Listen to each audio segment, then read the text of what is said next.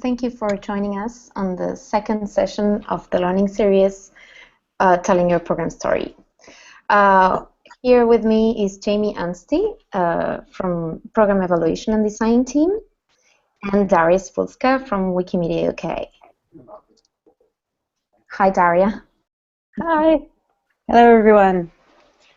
I'm going to go ahead and post the link to the event page so everyone who is willing to can join us from anywhere you are.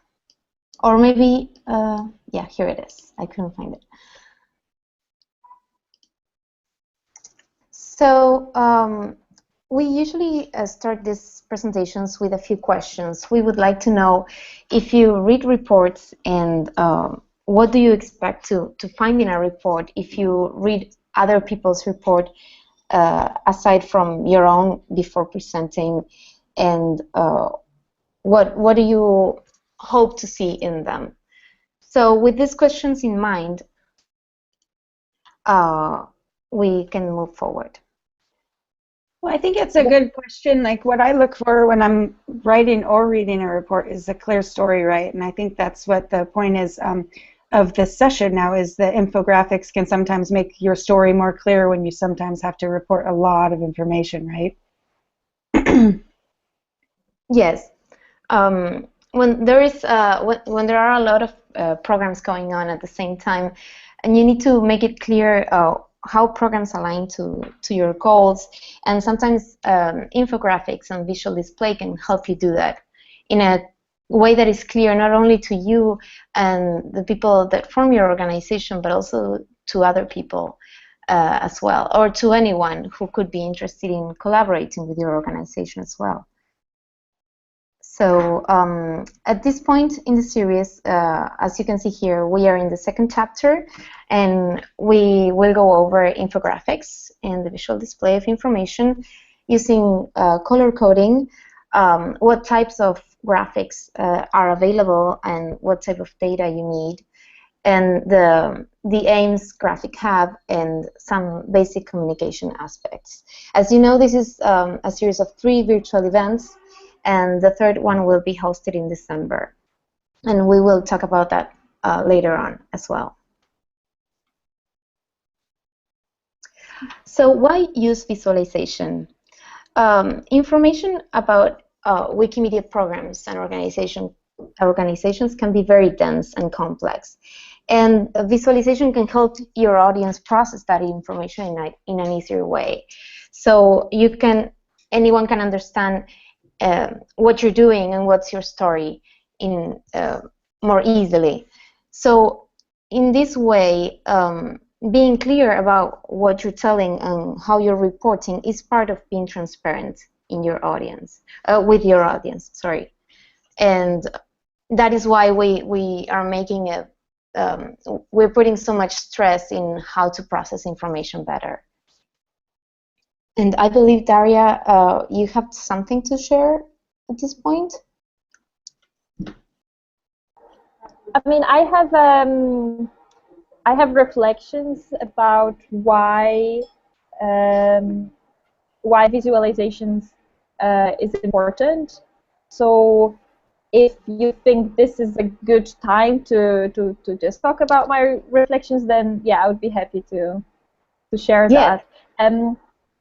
So I mean, it will become clearer in a second why I'm participating. I've got a couple of case studies, but I thought I'll just share my reflections in general about infographics. I was thinking about why they're useful and how often it's about presenting information and letting people learn about your project and about your organization. So I was thinking, okay, well, people learn in different ways. Some people prefer just reading dense text, actually. You know, some people have that preference. Some people prefer visual information. I think in the society in general, it's about 40% of people prefer just having visual information as a way of learning. Some people prefer doing it in different ways. Anyway, like my main preference actually is for text, but I think it's useful then to bear that in mind and realize that other people might learn differently, and you've got to present information in different ways to reach different audiences.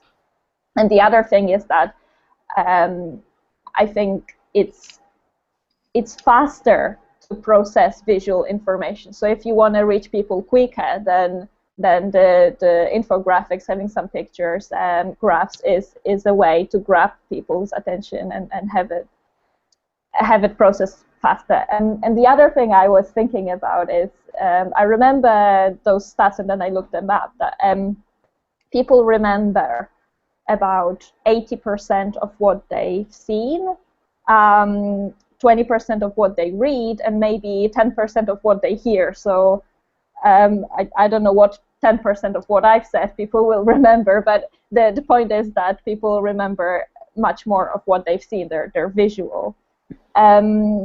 So I've got 2 examples that I wanted to talk about. So I think that will come a little later, right? Or yeah. Yes.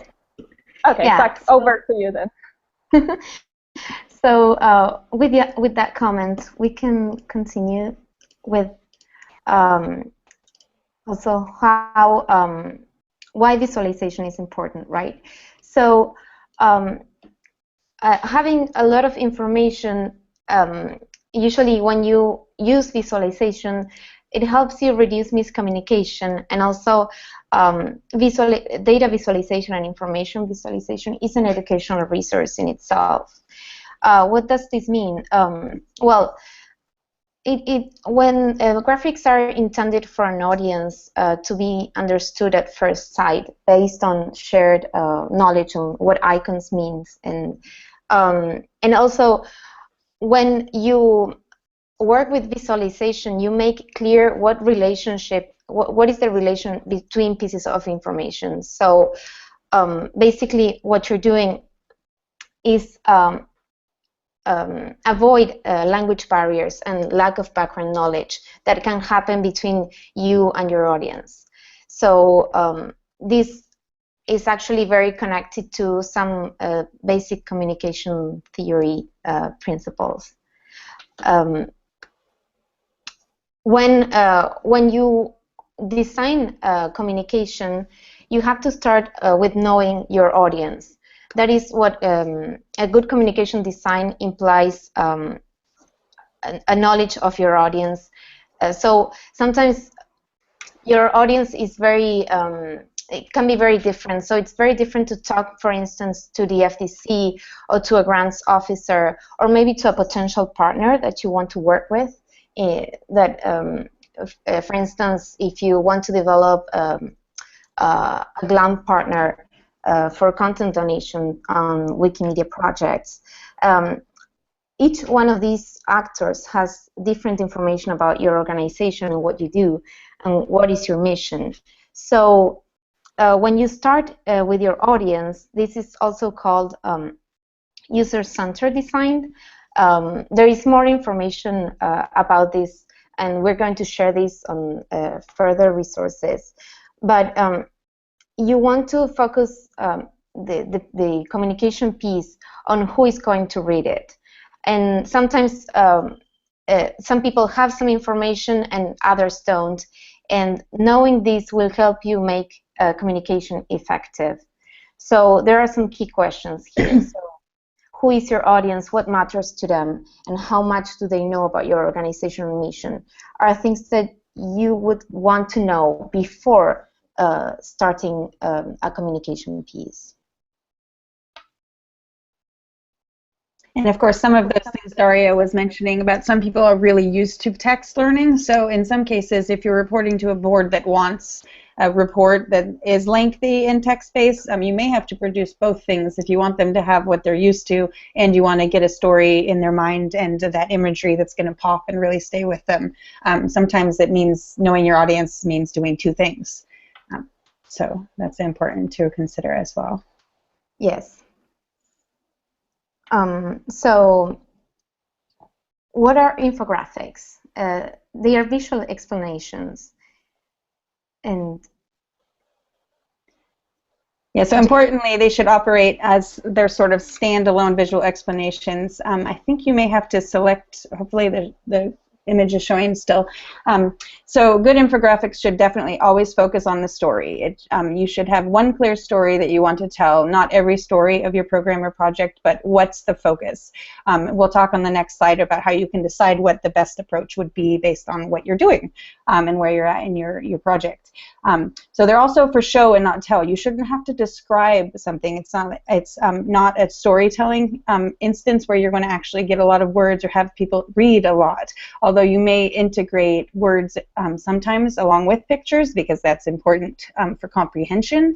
It's important that everything operates in a dynamic way, and it's mostly revealing what's otherwise hidden.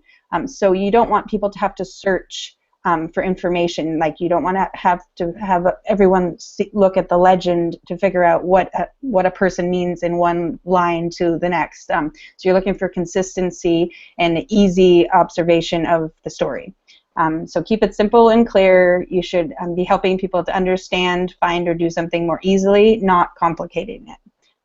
And again, it should stand alone and not need all of the explanations of a report, but rather invite people to dig deeper and find out what else they might learn if they read on. So, next slide. Maria? Yeah. It's time for the next. Okay. So this one's a little tricky because we're going to go ahead and present those 3 types of infographics that you should consider. The first being what is called data visualization. And remember, this is generalities, so there's some crossover between these.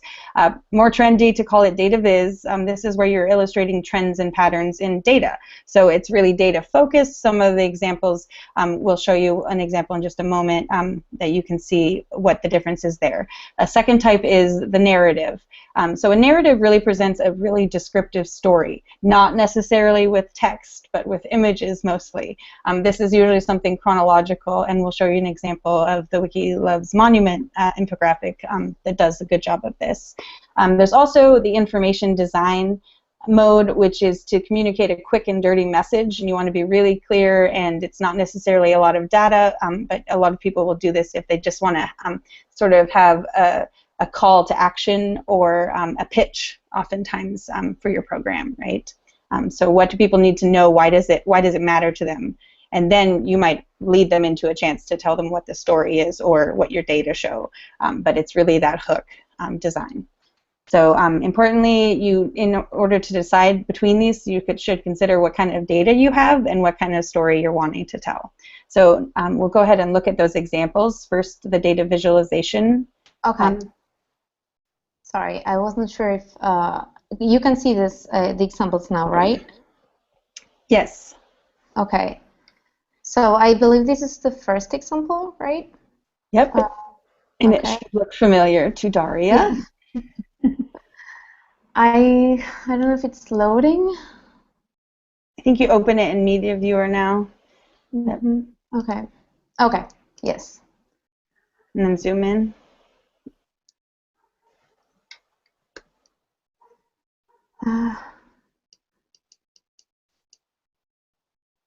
It's taking a little bit, but maybe we can still. Whoops. Embarrassing.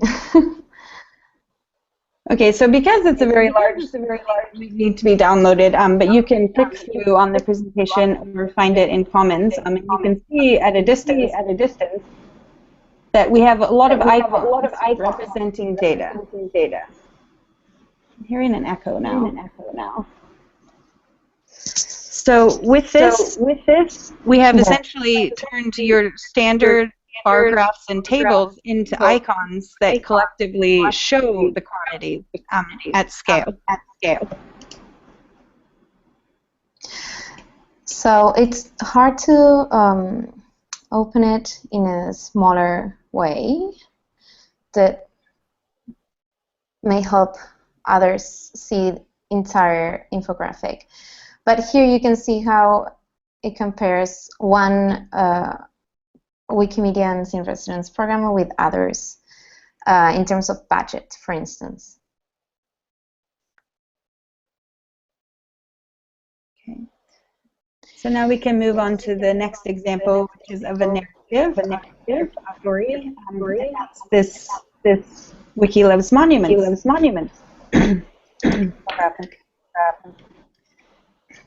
Where here you really see a lot about the process of how it works. And it's literally a step through of the process of Wiki loves monuments. Okay, and then information design. You see flowcharts most often. Flowcharts and process diagrams. This is an example from Wikimedia Deutschland in one of their change models for program support program. So again, we're simplifying what would be a long narrative into a really easy flow diagram that can be followed and read within just a few moments.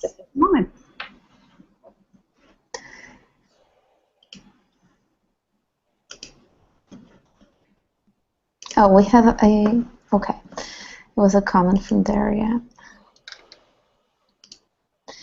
So back to the presentation.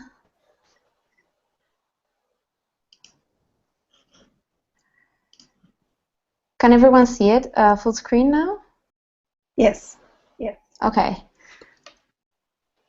So we were thinking, how does this happen? And we came up with 3 steps to visualization preparation. And so the step 1 has to do with identify key information. So if your project is a proposal or a completed project, it changes what the key information will be. So in a proposal of a project that will happen soon, what we want to know, what it's important to know is what are the goals and what are the activities, and how does this how is this inserted in larger plan, if there is any. And in a completed project, we want to know how is it going, if you have already outputs and outcomes, and if from these outcomes you can draw some adjustments to the process. That is the key information that you want to single out and make it stand out in a report. For instance, when we were seeing just now the WEIR infographic, what is reflected there is inputs and also outcomes and outputs. So all of all of the program key information is visualized in a single infographic. And and I would add here that while you might want to map automatically the 3 types of infographics we just went over to either a proposed project would only be, maybe you might think it's information design and you're just going to put your story in a message, or maybe you're going to tell a story. But it's also entirely possible for a proposed project to use infographic in order to present the reason why, like what's the background context, what's the justification for your project and its goals and activities. And the second step is determining what is the relationship among pieces of information. So in the center you have your program, project, or event defined by the key information, which is either the goals or the outputs, outcomes, and adjustments. And you want to make it clear how is this related to your organization or personal goals and the movement's goals, because obviously if you're running a Wikimedia initiative, it's it is aligned to the goals of the movement. And sometimes this program, project, or event is related to others, and in this step you want to know what are these relationships, and put them clearly but make it different from the key information.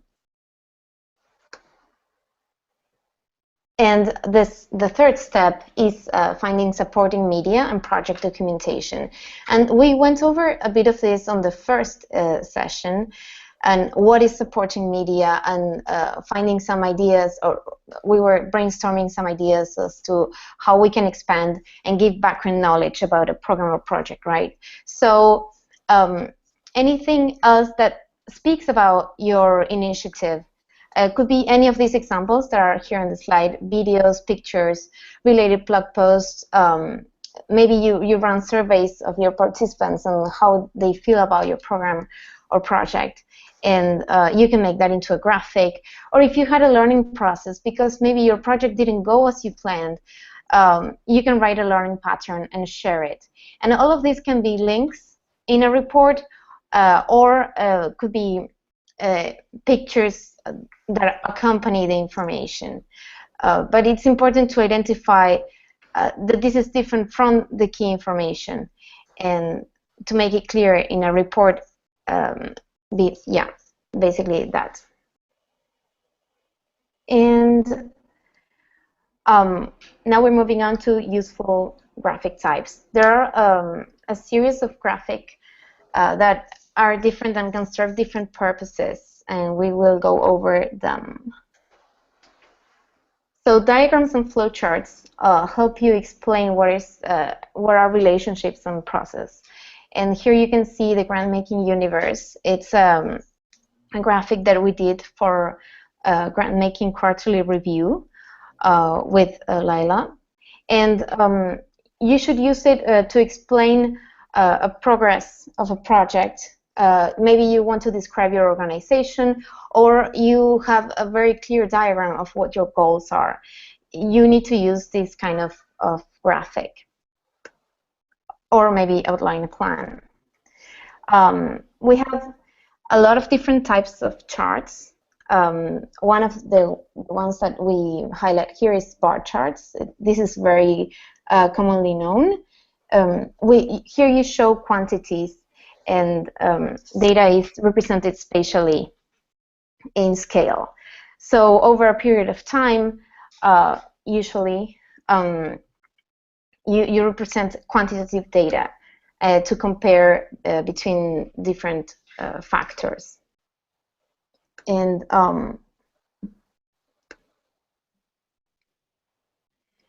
pie charts are good to represent portions, and what percentage of a total number refers to a group.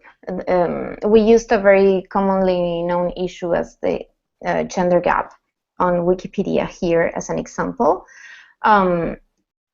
Here is like how your data splits and breaks out in small different groups, and you can compare each of these sections. And it's also using quantitative data, of course. Maps help you showcase your data related to spatial issues. The example we're showing here are the grants awarded in fiscal year 2014. And you usually use heat maps, different colors, and this is something we're going to talk about further later on, to represent what is the dollar spent, for instance, in this case. And you can compare, you can easily compare what is the relation between any geolocation that you choose, be that countries or cities.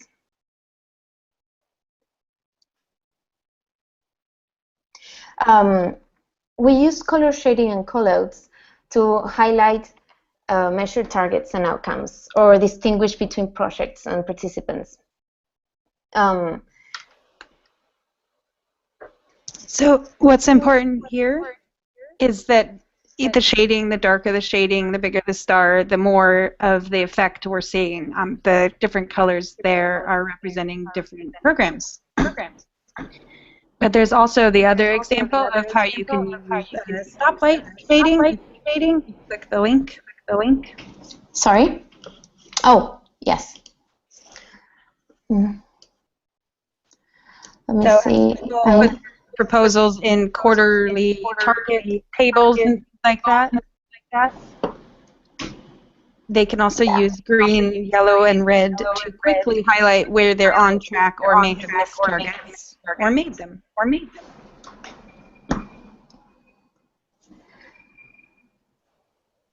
So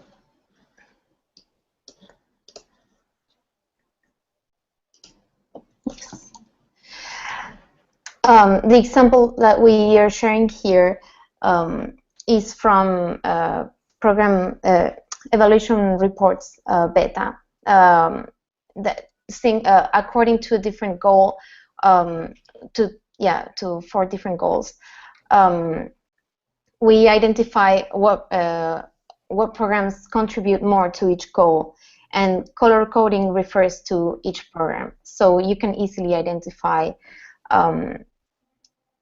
what are the results and the outcomes in terms of those goals. So now we're moving on to sorry. There is one important thing to consider when using color shading, and that's that some people have some red-green color blindness or otherwise, and so you do want to make sure to choose shades as well as colors that can distinguish to people who don't see colors from the same spectrum. Yeah.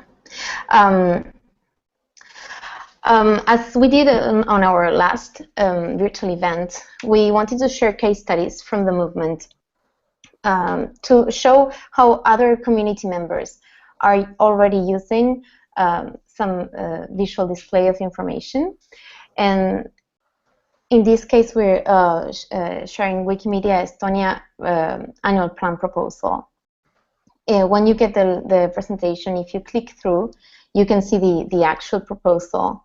But this is interesting because it breaks down key information and in highlighted sections, and also uses shading and text callouts to identify what they are describing, like means and objectives.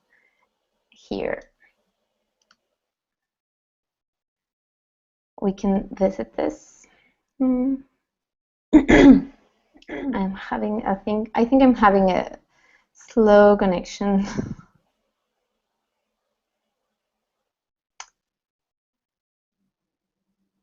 Yeah.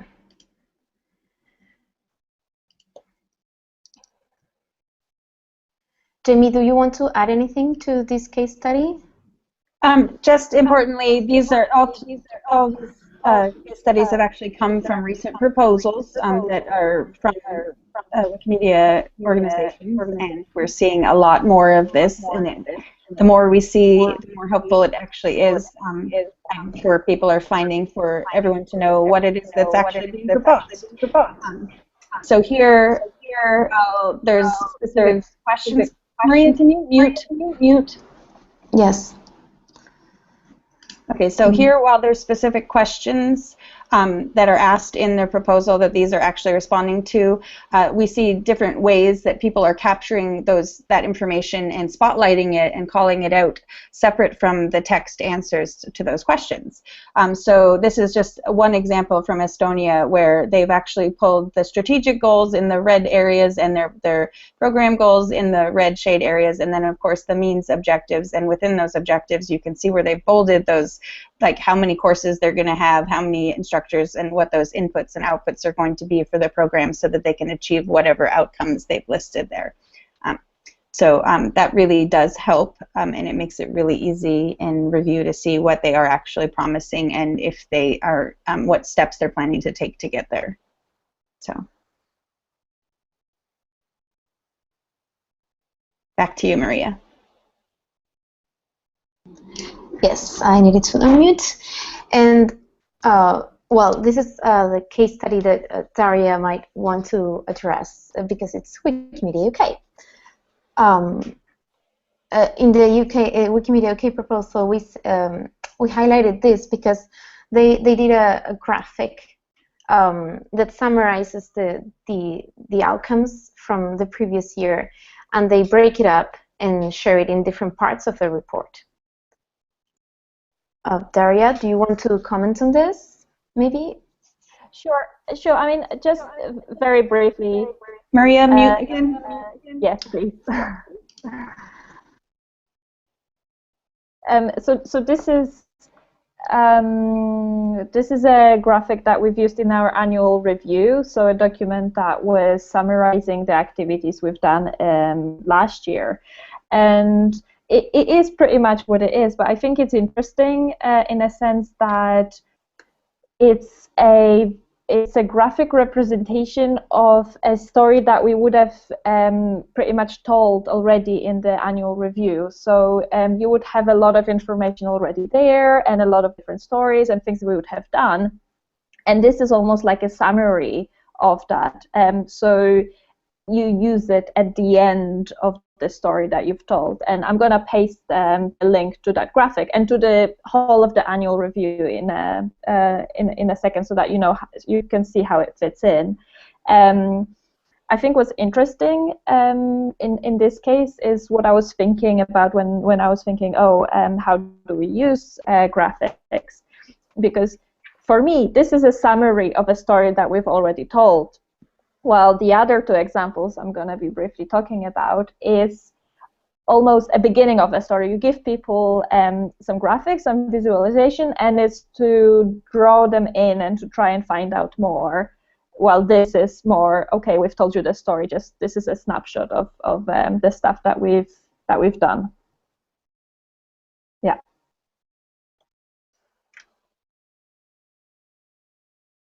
Did you want to go on to those other things you wanted to show now?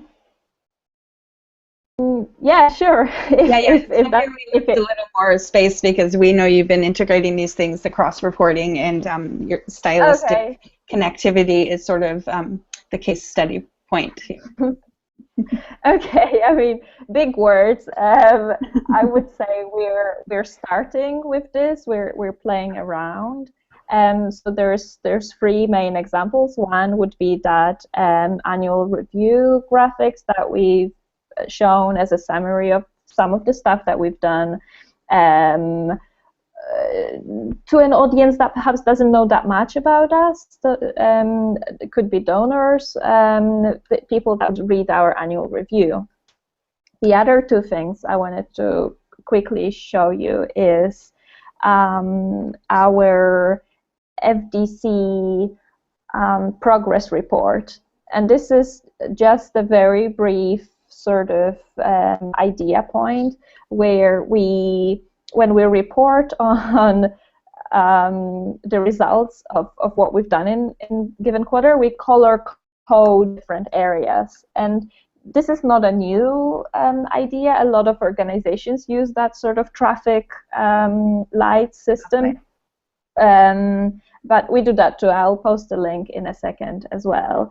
And this is useful, for example, to our board who wants to quickly see which areas are green, which ones are yellow, which ones are red, and what needs help. Do you happen to have that link? Yeah, sure. So where shall I post it? What would be easiest? If you want to click it in the Hangout. Yeah. Yeah, if you share it on the chat box, I can broadcast it to everyone. Mm-hmm. Okay.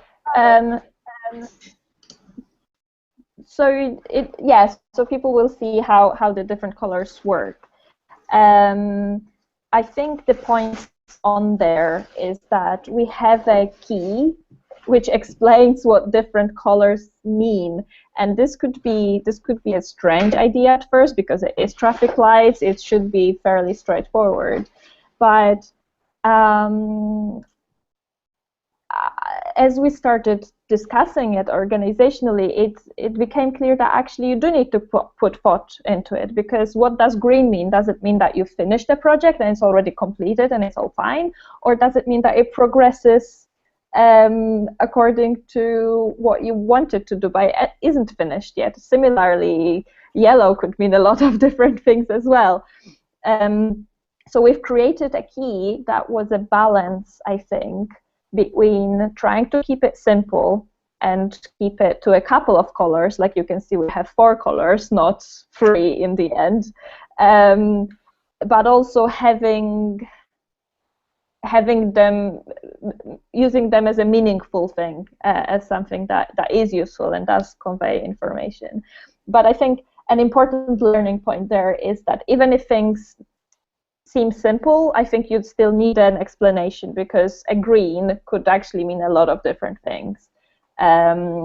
Like I said, it could mean that project is completed or that it's progressing, but it's progressing to plan.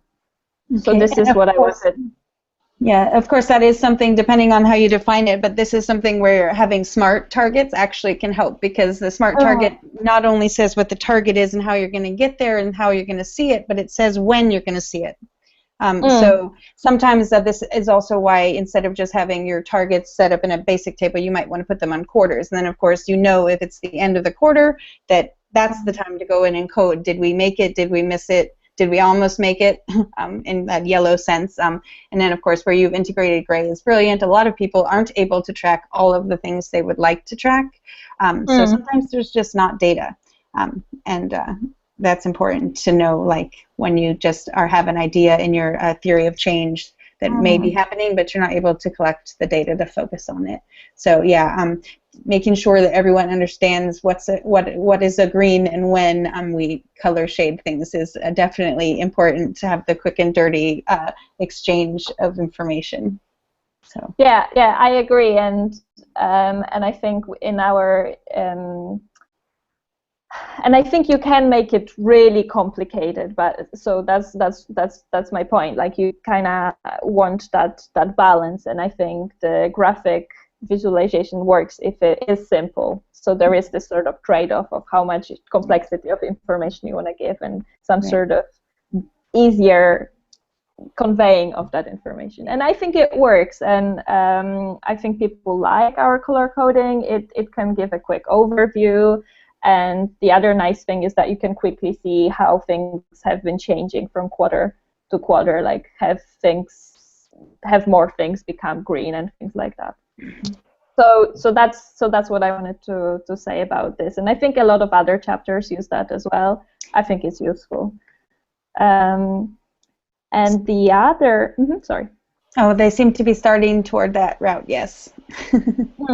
Yeah. The other thing I was going to quickly share my reflections on is the Wikimedians in Residence infographic that we were trying to show earlier. It is pretty big. It was a lot of work as well. So I don't know if Maria can broadcast. So I've linked to the poster and to the infographic itself in the chat.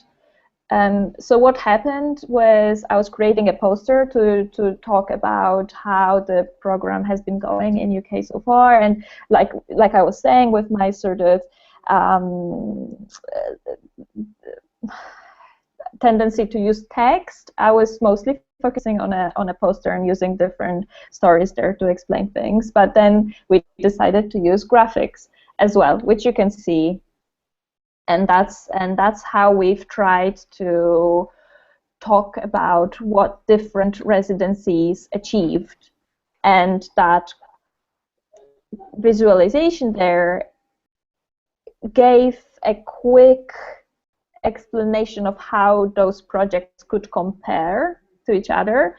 And I also think it was, like I was saying, it's a start of the story. It's this sort of interesting pictures, so people are drawn in, and then they start analyzing what those things could mean. I would say here a key to explain what different pictures mean, again, was very important. I think sometimes it could be misleading, and in that some projects would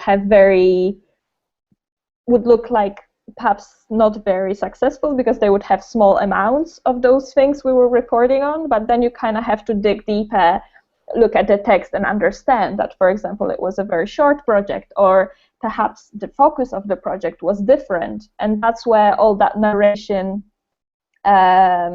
came into place. So I suppose what I'm saying is that in a way those infographics there were useful to explain, to compare different projects, but then it was also a start of analysis of them, because we weren't comparing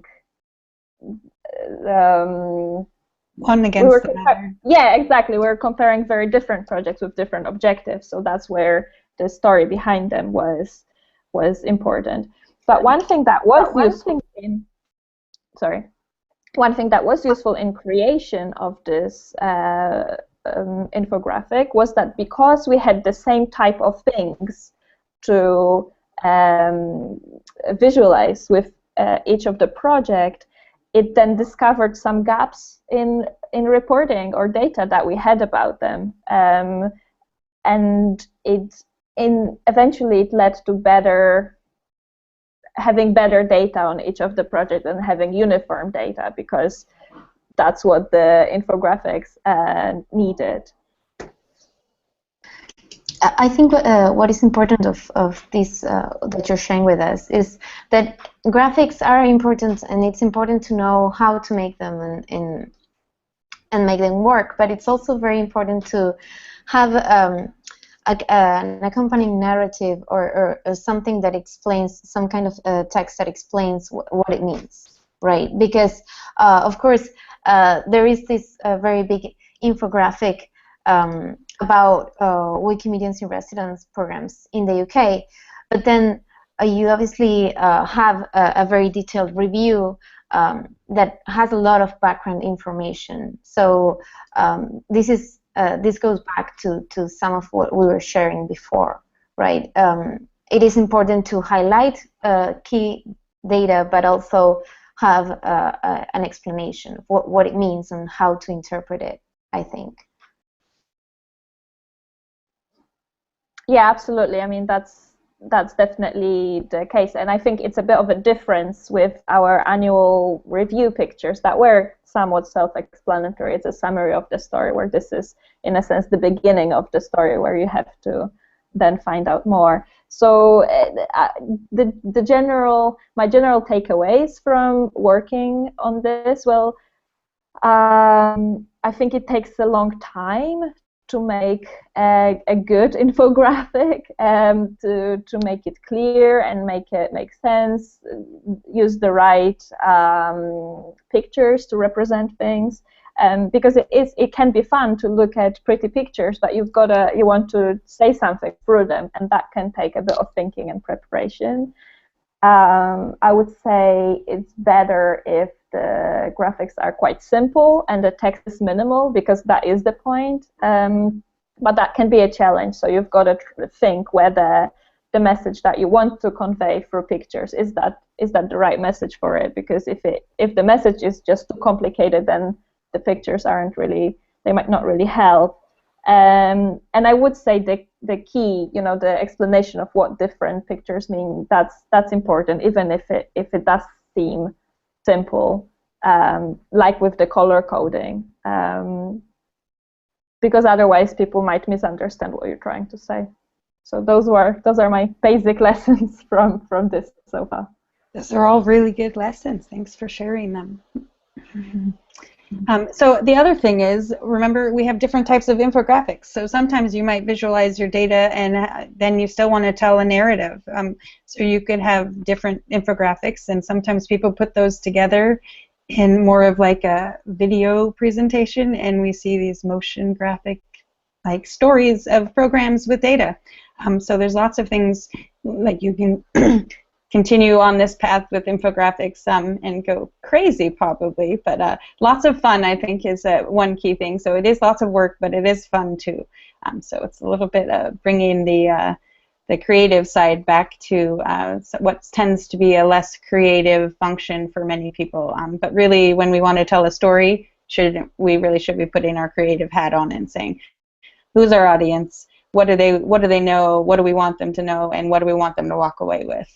So combination of all the graphics and text, and sometimes even like the word clouds, we just take the words and we let them become the art too. So even when we do make shapes and pictures, sometimes we do use text that way too. So all good things, and the more the better, it seems, for getting the story across. I wanted to add to that whenever I was involved in making a graphic piece, I always had a lot of fun, and I think that's important too. When you're doing in the middle of a creative process, if you're not having fun, then try to work on something else, because and then go back to it, because it should be a playful experience, and trying to figure out what other people are thinking and how they will interpret this. And I don't know, at least to me, drawing or finding something, some graphic that is useful, is fascinating, and I usually have a lot of fun doing this, and that is my proposal. Try to have fun and not let it be a struggle, because everyone has some knowledge as far as how communication works, basically from experience. So try to dig into what you already know and bring that out when you want to communicate to others in different ways. I think we still have one case study to share, and let's go on to that. Yes. So the last case study that we wanted to share with you is Wikimedia France annual proposal form as well.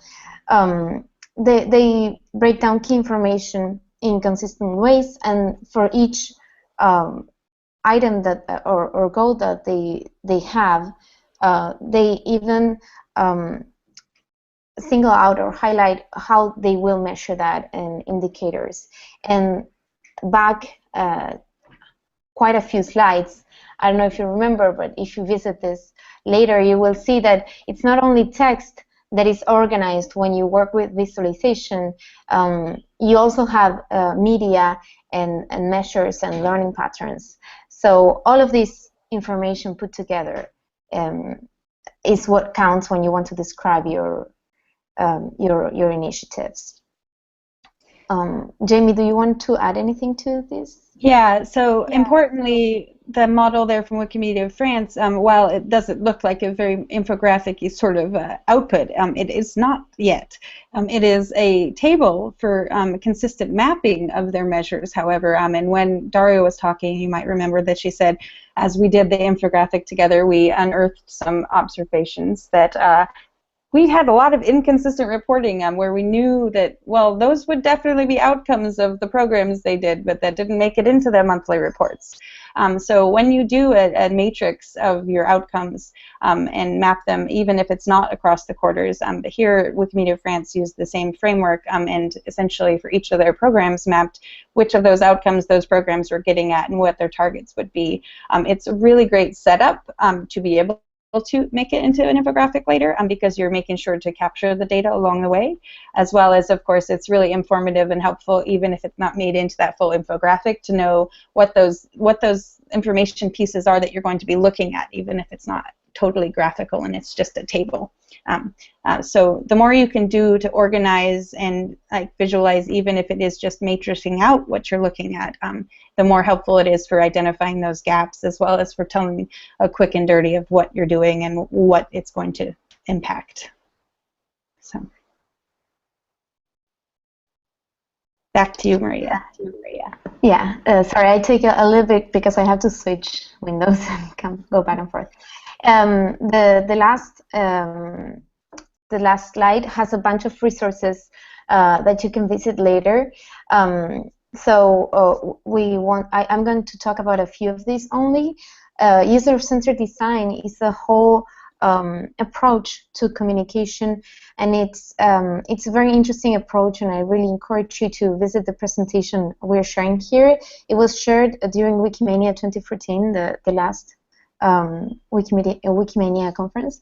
And it has some key information as to what it means and how you can work from this perspective in communication. But if really, going back to having fun, try to think what you already know about your audience and how they understand and what is meaningful to them. I found that for your local community, they may understand things differently or give importance or relevance to specific things that other local communities don't. So try to focus on the audience that you're talking to whenever you're working on a communications piece. So that link takes you there. We're sharing the infographic icon set that is on Wikimedia Commons. So you can use all of the icons that are on the Wikimedians in Residence infographic that we showed you before are available there to download and make your own infographics. And there's a link also to the ones the pieces that we make at the Learning and Evaluation team. Inkscape is a software, an open source software that allows you to work with vector graphics. WordleNet helps you make word clouds. And then we're also sharing an online guide to making an infographic. So that's all that we had to share today.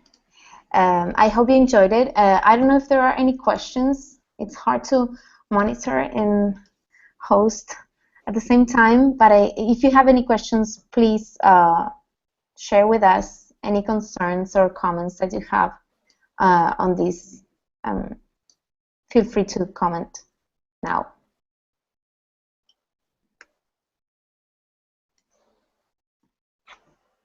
Okay. I think another important thing is that category infographic icons is obviously on Commons there, so that everyone can also contribute as you make your own icons for additional graphics. You can share them out with the community, and we'll have more and more tools to make this easier and more fun. Because we know we like to stamp and use those happy face icons. We can do the same with infographics.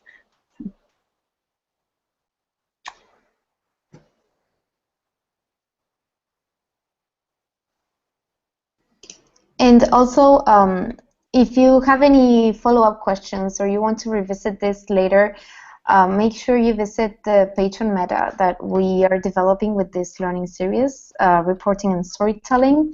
The link is on the Showcase app, I believe. Yes, it's here. I will also post it. Let me post it on the event page as well. We will share the video of this presentation later there as well.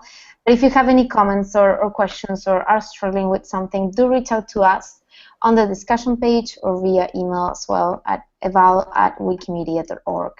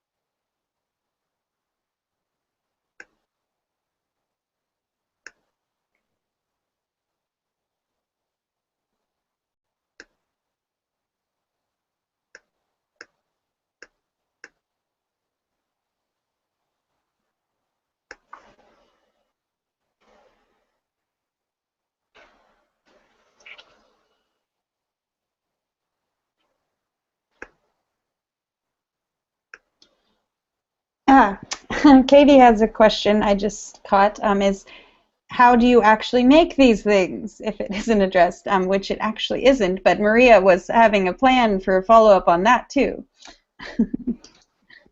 Yes, thank you for asking, because I forgot to comment that.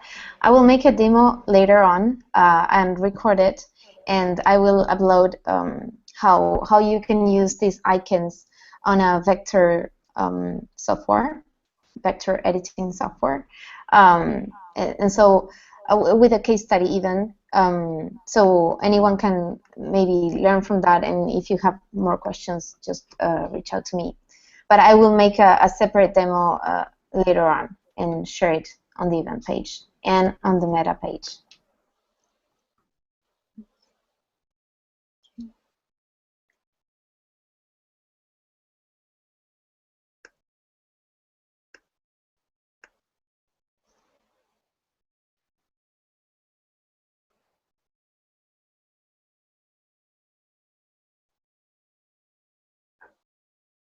Okay. I imagine other questions would have already been asked. And it's probably good, okay to call the session. Okay. Yes. Well, thank you so much for joining us too, Daria.